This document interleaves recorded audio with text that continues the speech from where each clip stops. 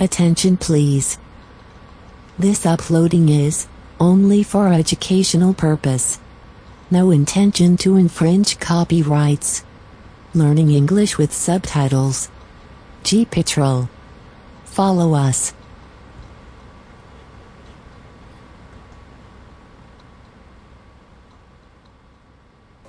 Monkey World 8 Rescue Center sent Mike on another mission while he was in Moscow collecting Jolie, the baby orangutan.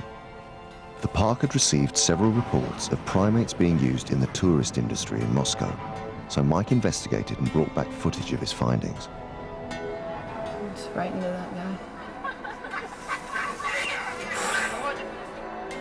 Well, it's terrible. It's just like any other, whether it be a beach photographer or anybody else who sort of steals primates from the wild and uses them to work for photography. The animals suffer terribly. I'm not surprised. We've always known that there were primates being worked at Red Square. I have some photographs of some chimpanzees that I've seen there, 2 or 3 different individuals. You know, there was a baboon and a couple of macaques there on that day that Mike was there, plus an eagle of some kind. Now, I think it's not uncommon. The zoo, when I spoke to them about it, said that they were aware of many chimps being worked in and around Moscow, and they'd like to try and do something about it, but they don't know what to do. It's a worldwide problem, and Monkey World got involved in the 1980s when hundreds of baby chimps were smuggled into Spain for an abusive life, posing as beach photographers' props. For $8,000. After tirelessly campaigning, this practice was eventually banned. In 2002, Alberto, the last beach photographer's chimp from Spain, was given sanctuary at the park. 30 chimps have been rescued from the European tourist trade, including lovable Charlie, foster mum Sally, and the impressive alpha male Paddy. Unfortunately, the exploitation of primates still continues in Moscow. What you're looking at is pain. Yeah, a lot of suffering. pain. A lot of pain. A lot of suffering. The other important part to understand about it is who is actually owning these chimps and working them. Are they random individuals who happen to get themselves an exotic pet and this is what they now do with it? If you start dealing with people working in an organized way, smuggling animals and then using them for photography, you're talking about dealing with an organization that might be involved then with the smuggling of the primates, and then that's a whole different kettle of fish and potentially a very dangerous one. It's a big thing, and really the only way it's going to get resolved, if the government was interested, Moscow Zoo really would have to take a big part of that. If they're keen for us to work with them, then we're not going to say no, and they are. So it's on the cards, I think.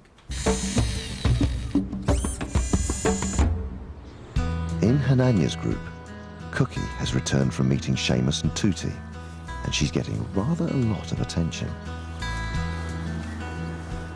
At 9 years old, she's just starting to enter sexual maturity, and with this comes a rise in popularity with the boys. Usually, it's just the alpha male who has mating privileges.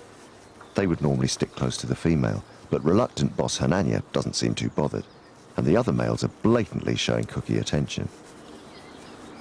It's a sign of Hananya's constant struggle as leader. His group are showing him no respect. They're not even trying to hide their displays of affection. Cookie is a stubborn girl, but her swelling is just too much to resist, and Simon will keep pestering until he gets his own way. The 13-year-old is not the most gentle of males, and he will do whatever it takes.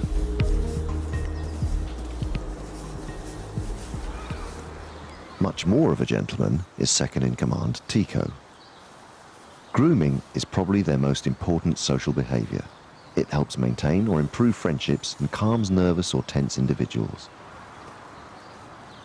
For Cookie, being sexually receptive means lots of extra attention, but the expression on her face suggests she is far from enjoying the experience.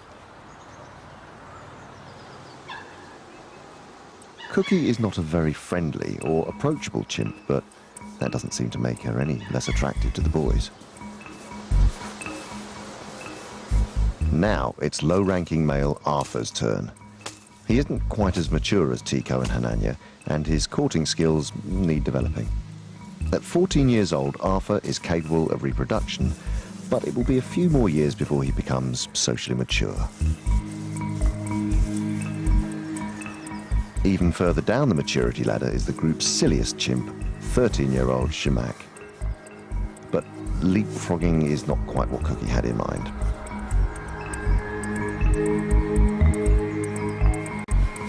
Despite his silly behaviour, Cookie is showing willing and presenting herself to Shamak. He seems to have a mating ritual style all of his own, but it works for Cookie, so it looks like this courtship could go on for quite some time.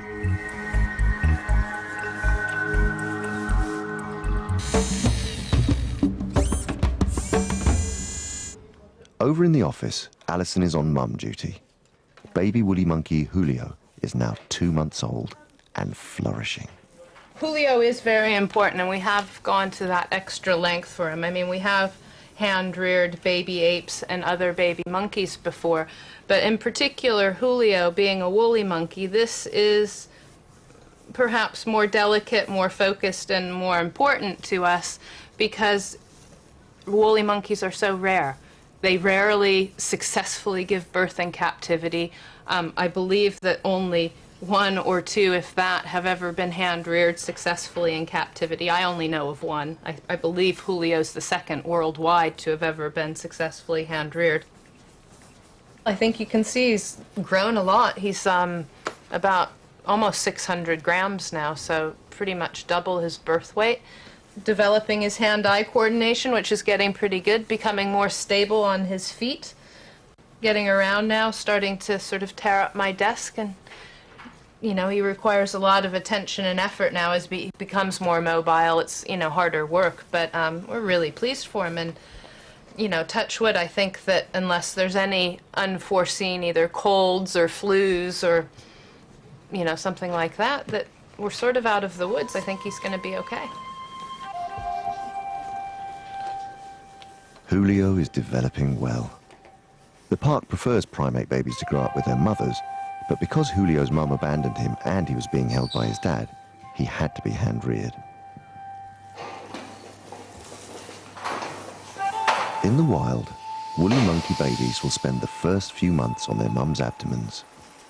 If Julio was still with his mum, he would just be starting to leave her to explore his surroundings, just as he does in Alison's office. As soon as he is able to feed himself, I'll give him straight back to one of the groups of woolly monkeys. And I think as soon as he gets a chance to be with the other woolly monkeys, they'll just scoop him up and love him as much as we do. Interacting so closely with Alison is hugely important for Julio's development. And it's surprising how he can be kept occupied.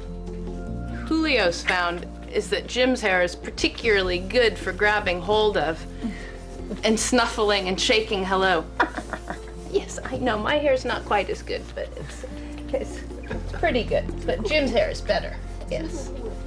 And it's quite important that he learns all of these things, because when he does go back to the woolly monkeys, that's all natural behavior that, you know, when they go up to him and snuffle hello, and Susie sort of looks at him and shakes her head and says hello, he's gonna know exactly what to do. He's gonna sort of snuffle hello and shake his head back.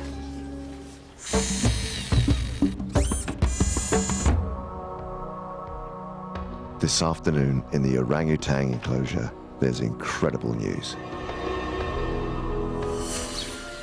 18-year-old Roro has just given birth.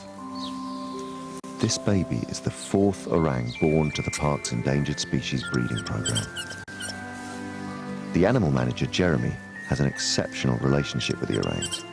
Because of this, he has been able to go in and film this fantastic moment. So far, things seem to be going well, and the newborn certainly has a healthy set of lungs. It's a girl. She's cleaned him up and her up. Yeah, she's cleaned up. I just sat here with her. She's good. She's calm. She's comfortable. She wasn't calm last time. She was all bent out of shape. You know, and you know, she's okay. She's together. No, I'm hopeful. Roro clearly only has eyes for her daughter. Compared to her last attempt at motherhood, all the signs look positive. The little one is hungry. As well as sucking on Mum's lips, she's trying to search for the nipple.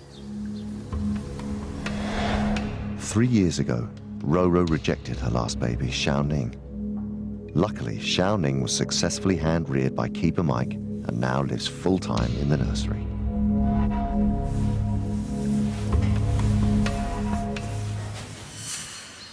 The next 24 hours will be crucial for Roro and her new infant.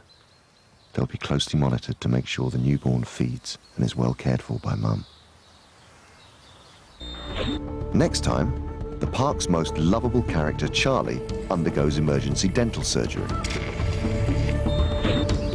And will it continue to be happy families for Roro and her new baby daughter? You're talking about going in. Yeah, So you reckon if you go in and she's not showing interest, you might be able to do something? There's a chance.